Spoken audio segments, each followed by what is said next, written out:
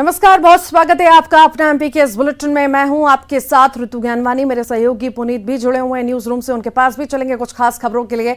पर सबसे पहले बड़ी खबर की बात करते हैं। सतना से आई हैरान कर देने वाली यह तस्वीर, पशु क्रूरता की विचलित करने वाली तस्वीर सामने आई है। गायों को लाठियों से पीटा गया, पीट पीट कर उफनती नदी में गायों को धकेला गया। 6 लोगों पर मामला दर्ज हुआ है। पशु क्रूरता अधिनियम के तहत मामला दर्ज हुआ है। बड़ा सवाल है, आखिर जानवर कौन है?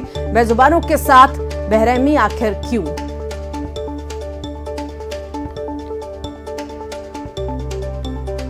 सतना से हैरान कर देने वाली यह खबर सामने आई है। पशु क्रूरता की विचलित करने वाली तस्वीर सामने आई। गायों को लाठियों से पीटा गया, पीट पीट कर उफनती नदी में धकेला भी गया। और इसी पर अधिक जानकारी के लिए शिवेंद्र हमारे साथ जुड़ गए हैं। शिवेंद्र, बड़ा ही दर्दनाक कहें, शर्मनाक कहें, क्या कहें, आखिर ऐसी तस्वीरें बार बार सामने आती हैं पशु क्रूरता की, इस पर लगाम क्यों नहीं लग पाती? देखिए रीतू, मैं आपको बता दूं, ये जो तस्वीरें वायरल हुई हैं, जो घटना सामने आई है, इस पे ये नहीं कहा जा सकता कि बेजुबान जानवर कौन है। जो बेजुबान जानवरों के साथ में जुल्म ढा रहे हैं, वो ऐसा लग रहा है कि वो स्वयं जानवर बन गए हैं। मैं आपको बता दूं कि इनकी फसलों को नुकसान हो रहा था। इन्होंने गौ अभयारण्य में इन जानवरों को छोड़ने के बजाय इन्होंने उफनाती नदी, बीहर नदी में इन बेजुबान जानवरों को पीट पीट के बहा दिया। और इसकी तस्वीर जब सामने आई, इस मामले में पुलिस ने संज्ञान में लिया है हालांकि, और पशु अधिनियम 1960 की धारा 11 के तहत मामला दर्ज करके 5 लोगों को आरोपी बनाया है और 1 दर्जन से ज्यादा अन्य लोगों के खिलाफ मामला दर्ज किया है। लेकिन ये तस्वीरें साफ बयां कर रही हैं कि मानवता को शर्मसार करने वाली ये तस्वीरें हैं।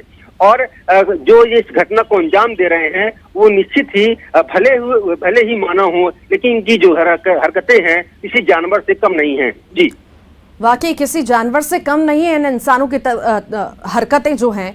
आखिर सवाल यहाँ पर यही उठता है कि ऐसी तस्वीरें कोई पहली बार नहीं आई हैं, पहले भी पूर्व में भी हमने देखा है, इस तरह की तस्वीरें सामने आ चुकी हैं। आखिर कोई बड़ा एक्शन क्यों नहीं लिया जा सकता? इस पर क्यों नहीं लगाम लग पा रही? देखिए, मैं आपको बता दूं कि सतना या कि अपन बिंद क्षेत्र की बात करें तो इसके पहले भी इसी तरह की तस्वीरें सामने आती थी, जब जानवरों के मुंह में तार बांध दिया जाता था ताकि वो फसलों को नुकसान न कर सके, चारा न सके और फसल न चर पाए। कुछ इसी तरह की तस्वीरें बख्तिया बैराज से भी सामने आई थी कि गर्मियों के मौसम में नहर में जानवरों को ढकेल दिया गया था और भूख प्यास से वो तड़प के उनकी मौत हो गई थी।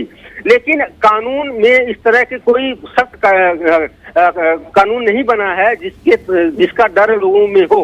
और धारा जो 1960 के 11 के तहत सिर्फ 2 साल तक की सजा की बात की जाती है, का प्रावधान है। तो ऐसे में कानून का डर लोगों के पास नहीं है और यही वजह है कि इस तरह की तस्वीरें आए दिन सामने आती हैं और मनुष्य जो है जानवर बनता दिखाई देता है। जी ठीक, बहुत शुक्रिया जानकारी को साझा करने के लिए। मनोज हमारे साथ जुड़ गए हैं। मनोज, हमने कई सारी तस्वीरें देखी हैं, स्ट्रीट डॉग के साथ हैवानियत की तस्वीरें हमने देखी हैं, पर जिस तरह की तस्वीर अभी सामने आई है वो वाकई हैरान करने वाली तस्वीर है और कई सारे सवाल यहां पर खड़े होते हैं। आखिर जानवर कौन है? ऐसी हरकतें क्यों?